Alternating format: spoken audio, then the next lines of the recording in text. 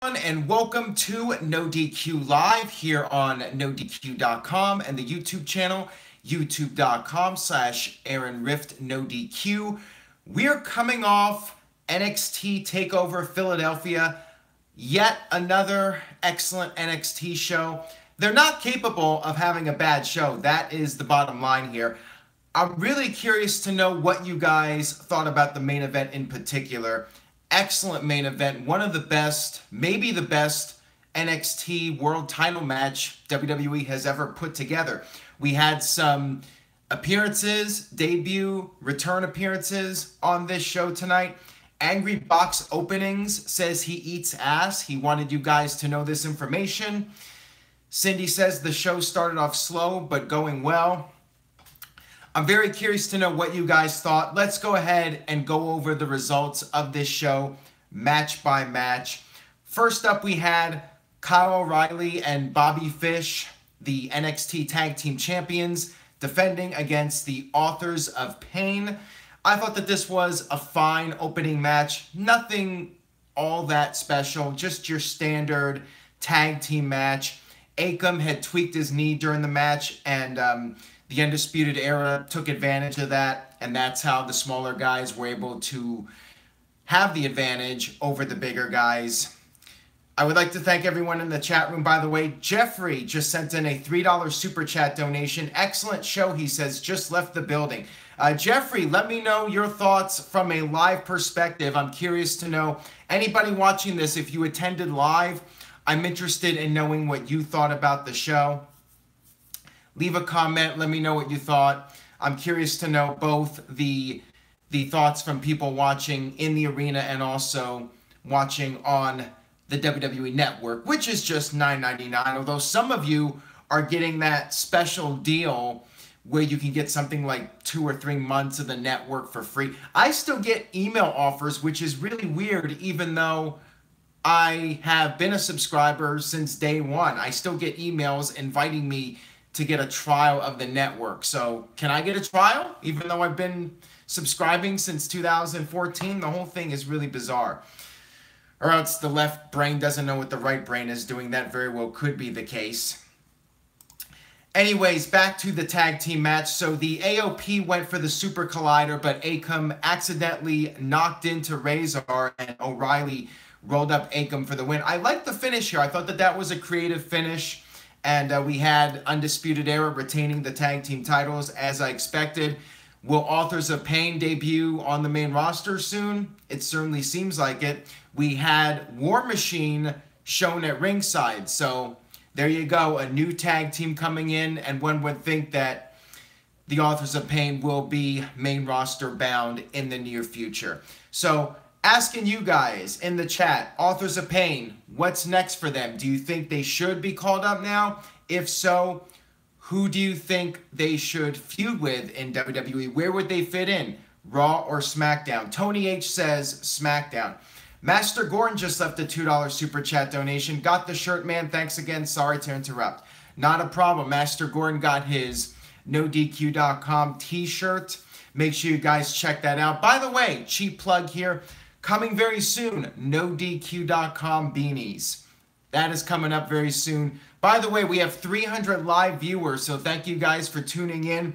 If you're watching for the first time, I appreciate your viewership. Stay tuned, more comments to come, and tomorrow night I will be back to recap the Royal Rumble pay-per-view. That should be really interesting. I'm very curious to see if WWE can possibly top tonight's show. Not even the WWE shows, but the NXT shows. Virtue gives this show an A, and I think I would have to agree with him. There's actually a few things that I would keep from giving this show an A+, and I'll get to that as I go on here. Interstate Kyle says 400 live viewers and Virtue wears a John Cena shirt for the No DQ review. Well, that's Virtue. That's up to him if he wants to do that. I think he would want a certain amount of viewership for his own video. But anyways, let's move on here before I get too many complaints and get too off course. Let's go to the next match. Velveteen Dream versus Cassius Ohno. I just wanted to say, I love Chris Hero. I've been a fan of his since 2004. But he needs to wear long tights or jeans or something. The cellulite did not flatter him at all. So he needs to change something up. Cosmetically, he either needs to get in better shape or he needs to cover up more. So I feel like Chris Hero's really not been a big factor in WWE like he should do. But anyways, Velveteen Dream, on the other hand, I feel this guy has a lot of star power. The crowd is really into him. It feels like this guy could be an actual true WWE superstar. He's got the personality, he's got the character, and I think he's got a lot of potential. The match was all right, probably the worst match of the night. It was good in the beginning. They screwed up a few things towards the end, including that awful-looking DDT. But still a decent match. Velveteen Dream got the win with the, what is it called? I just know it's the flying elbow. He's got an actual name, the purple rain drop or something. Somebody in the chat, I'm sure, can help me out with it. But I'm really liking Velveteen Dream. This match I thought was just, you know, very average, maybe a C-, something like that. Purple Rainmaker, there you go. I was thinking of Okada with the Rainmaker and Prince. It was some sort of mesh of that. Jeffrey just sent in a $2 super chat donation. You don't need to send in a donation every time you want to comment. You could just comment. Crowd was hot for Dream in the main event. So there you go. Yeah, the crowd was really into Velveteen Dream. I think this guy's got some real star power. First Snap with JP says, I loved the Velveteen match. I think he's got money written all over him. Sin CK said, I thought the women's match was worse than the Velveteen Dream match. I actually liked the women's match. Let me get to that now. Ember Moon versus Shayna Baszler for the women's title. I'll tell you why I liked this match. It was different from your standard WWE match. It was very mat-based, submission-based, MMA style. Baszler came out. They showed her from the locker room coming to the ring, so it was a Goldberg / MMA style entrance. And the match was very submission-based, and I thought it was cool because it's different. I like when things are different from the norm, and this match was that. So I enjoyed it. I thought it was a pretty good match. And some people were saying that, you know, it's unrealistic because Baszler had Moon in the submission for so long. In real life, that would never happen. Look back at WrestleMania 21, Shawn Michaels and Kurt Angle. Angle had Michaels in that ankle lock for so long, and, you know, in real life, that's not the case. This is wrestling. This is a whole different beast, and they play up the drama for all it's worth, and I was into it. I really enjoyed the match. Moon ended up somehow managing to turn the submission into a pinfall and retain the title, and Baszler attacked Moon after the match to get her heat back and choked her out. I liked it. I thought this was good. I thought it would have been too soon for Baszler to win the title. That's just my take on it. Let me see what you guys think. Virtue says Shayna is the real champion. Ghost says the women's match sucked in every way. So apparently a lot of people didn't like the match and disagree with me, but I thought it was good. Nick Glavin says it was the worst match of the night. Afterwards we saw Trevor Ricochet Man in the crowd. So I guess Ricochet is going to be his nickname. He will be known as Trevor Man, or maybe he'll just end up being Ricochet. But nonetheless, cool to see him in NXT. Next up, we had Aleister Black versus Adam Cole in an Extreme Rules match. Crowd was red hot for this match. Right off the get-go, they were chanting, "This is awesome," and ECW. And it's funny because Adam Cole got a steel chair and the crowd started chanting ECW. He didn't even have to do anything, and the crowd started an ECW chant. So the crowd was just into these guys. And Aleister Black is another guy like Velveteen Dream. I think this guy has star power written all over him. I think this guy will be a major star in WWE. He's got a good size, good body, great in the ring. The guy has the attributes. From what I've heard promo-wise, he's pretty good. Seems like this guy has some real potential to be a major star in WWE. Lucky T says match of the night. Well, that's definitely debatable. Aaron Rift wins the Rumble. I like that username. He doesn't like Gargano's ring music, but we'll get to that in a few minutes here. Let's talk about the Extreme Rules match. So it was pretty standard, but I think the crowd heat and just the work rate from these guys, I thought really brought it up, and what took what might have been an average match with other people and made it above average. You had the kendo sticks, but the cool thing is Black didn't even want to use the kendo sticks. You had tables, you had ladders, so you had a lot of weapons, you know, fairly standard for Extreme Rules, but execution-wise, I mean, these guys did a great job. I thought it was really well done, very entertaining to watch. That AA that Black gave Cole onto the chairs, that was sick. I mean, that was one of the highlights of the match. And then you had Undisputed Era interfering when Black was about to win. Sanity came out to even the odds, so looks like we'll get some sort of Sanity versus Undisputed Era match at a future show. Aleister Black won with the Black Mass. He also put Cole, prior to winning, he put Cole through the table, the broadcast table with the double knees. And also earlier in the match, Black fell off the top rope and went through the tables. So this was very entertaining. I thought it was a very entertaining match. Crowd chanted, "You deserved it," after Black did the move on the chairs. The Robobuck says, "I love Aleister Black's entrance." Jeff Larson says, "Black is the future of WWE." Pete Peters here says, "Hey Aaron, first time in the live chat, long time viewer. Gargano and Almas has to be match of the year so far." All right, so let's talk to that. But first, he has finally arrived, ladies and gentlemen. EC3, or should I say EC space 3. So I'm not sure if it's going to be EC space 3 or EC3, but they called him EC3. And, you know, he does own the rights to his name. Impact Wrestling did not oppose that. They allowed him to have the rights to that name. So EC Space 3 has arrived in WWE, even though he was previously Derek Bateman for a short period in WWE. What do you guys think about this? Do you think he should just be straight to the main roster, or do you think this is right for him to be in NXT? Where does he fit in? Do you feel he fits in NXT, or do you think he should go straight to the main roster? Curious to know what you guys think. Ghost Skittle says main roster. Lucky T says main roster. Cindy says NXT first for him. Offman Rules says NXT. So it's a mixed bag. It seems 50-50. You guys are back and forth with it. Not really sure.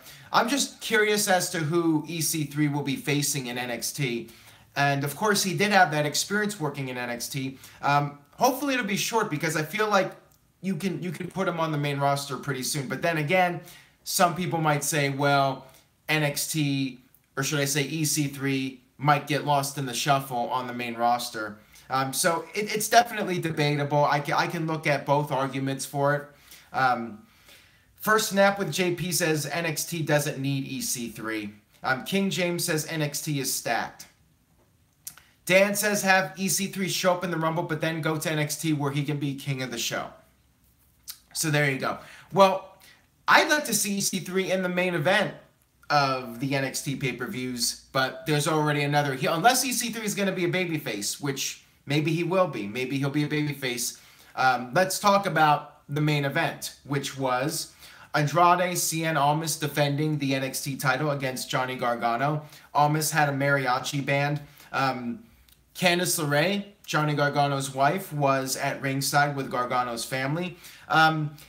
This match was incredible. I mean, I feel like it definitely exceeded my expectations. The thing about Almas is I'm not really sold on him as a main event character. I feel like this guy's a solid mid-carder, but the guy can go. I mean, he definitely held his own and then some in this match. And, you know, Gargano's just fantastic. I mean, he's definitely one of the best wrestlers in the world, period, from any promotion.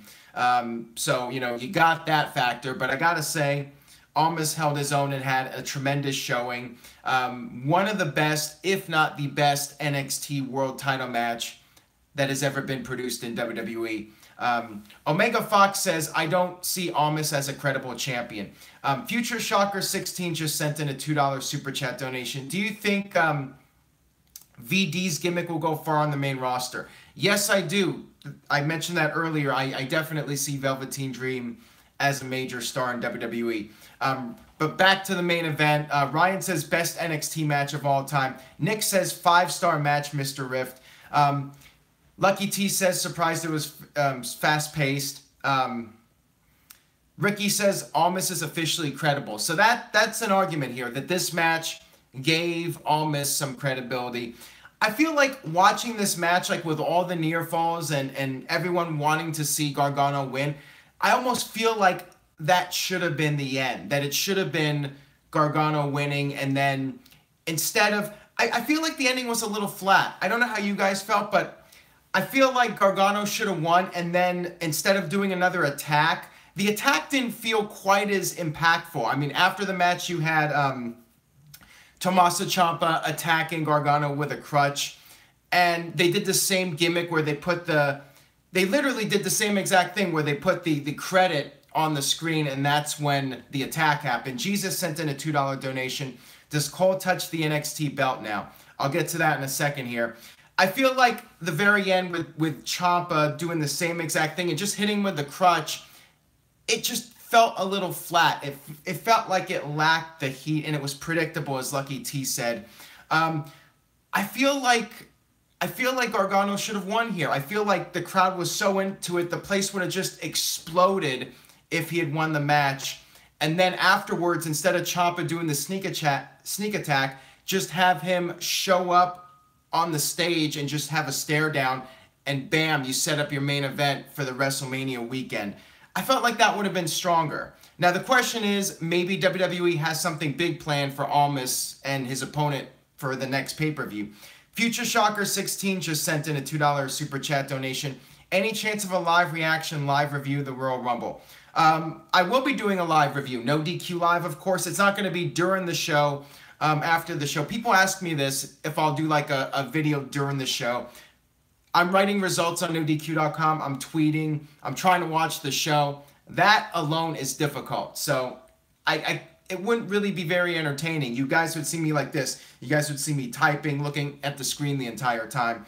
And I'd barely be even watching what's on television and trying to focus on entertaining people. There'd be too much dead air. I'm not a fan of that concept. You know, especially when I got so many other things I'm doing at the same time. I'm not a good multitasker.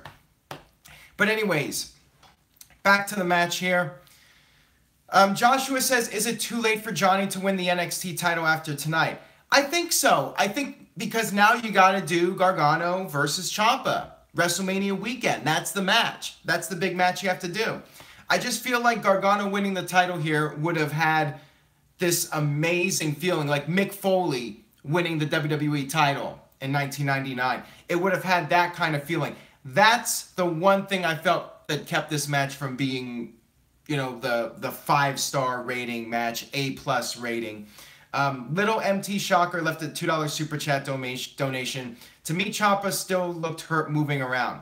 I mean, I don't know. He did very little. He just did the shot with the crutch, and that was it. Curtis Butler says Ciampa still healing. See, I would have just liked if he had showed up on the stage, Gargano won, but we'll see what happens. Maybe Almas is going to face EC3 at WrestleMania weekend. I mean, who is the opponent for Almas now? Who should be in that spot? You would think EC3 would be right into the main event scene in NXT.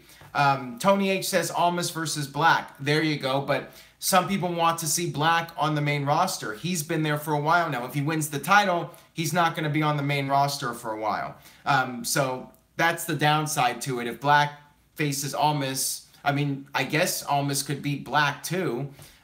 So I'm curious to know other possibilities. Cindy says Almas versus Strong as a possibility. I don't think Strong's going to be in the main event. I think it's either going to be EC3 or Aleister Black as the challenger to face Almas WrestleMania weekend, NXT Takeover, New Orleans, whatever it's being called. How's McIntyre doing? From what I've heard, he's in the gym, but I don't know if he's going to be making it in time for WrestleMania. I think that's very touch and go at this point. Fire Disco Panda says, will Drew McIntyre go to the main roster when he's okay? Very possible. I think there's a very decent chance of that happening. Josh Curry says, what was the point of having his family there? You know, for one thing, to establish Candice LeRae. So we did see Candice counteract Zelina Vega, and that was a cool debut for Candice. Glad she was able to get in the mix like that. But yeah, I mean, that was a little bit predictable. Ciampa interfering was a little bit predictable, although he didn't get involved in the match. Oh, TGS says, give your predictions for the Rumble kickoff. Great idea, since typical WWE, they always announce the kickoff matches after we do the review video. But I'll get to that in a second here. Overall, the match was outstanding. I mean, that was probably the best NXT match / WWE match of the year. It's going to be really tough to top that. I don't give it a perfect rating because I think Gargano should have won, and I think Ciampa should have shown up on the stage and just have a stare down, do something different. You know, it was too much of a repeat. And I think, you know, the finish with Almas winning, it felt like Triple H and Sting, where you want to see Sting win, and then when Triple H won, it just took the wind out of everyone's sails. So yeah, I wasn't really a big fan of Almas retaining the title. I still don't buy into him as a main eventer. Great wrestler though, held his own in the match. Match itself was outstanding. Near falls were fantastic. I mean, it was very intense, very dramatic. I really enjoyed it. Anthony says no Nigel McGuinness. Yeah, that was a little bit of a negative. I'll give Percy Watson credit. He did all right, stepping up, two-man team. I thought he did fine. I don't really have any complaints. I think Mauro Ranallo was fantastic. I thought he was excellent on commentary tonight, very passionate, and that's one of the things that you don't get on the main roster. They don't really show that passion and emotion, and Ranallo really brought it tonight, so I give him a lot of credit. I mean, he is definitely the best announcer in WWE, should be doing the main shows. I don't know if that's going to happen after what went down last year, but Ranallo should be there. Josh Gutner just left a $10 Super Chat donation. When will WWE start having good storylines? When they actually have maybe a small writing team and writers that can put together compelling storylines? When you have 20 writers and they're all trying to please Vince, you know, it's hard to come up with something really good and something that can really stick with the audience and make a connection. But yes, main event was excellent. Letter grade for the show, A. Not an A+, but solid A. Excellent show. Highly recommend it if you did not watch it. I mean, one of the best NXT shows they put together. So yeah, definitely an A. Now, we got the Royal Rumble tomorrow. Jeffrey's out. Thank you for tuning in, Jeffrey. I'm glad you enjoyed the show. EC3 is, in fact, in NXT now.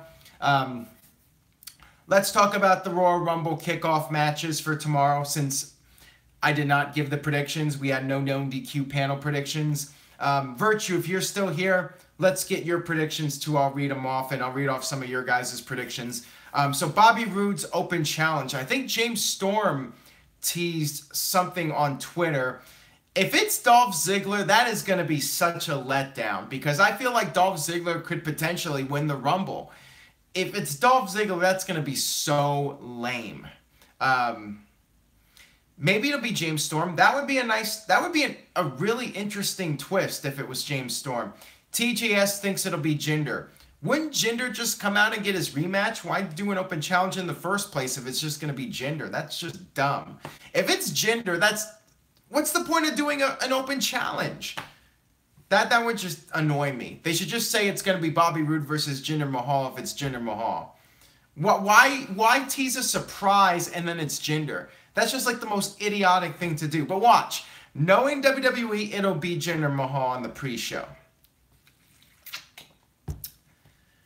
I'm not sure it's the pre-show too. So you're doing an open challenge on the pre-show. I'm not sure how you're going to have a surprise here that people will like, or you know, an opponent that's going to be satisfying on the kickoff. Yeah, I don't know about this one. But I'll say Bobby Roode retains regardless of who he faces. Maybe TGS says Mike Kanellis. Yeah, why not Mike Kanellis? Give him an opportunity. Don't see him winning or anything, but you can throw him in there and have Roode beat him, something like that. It's not going to be Big Cass. He's not coming back anytime soon. And I don't think they would bring him back on the kickoff, but who knows for sure.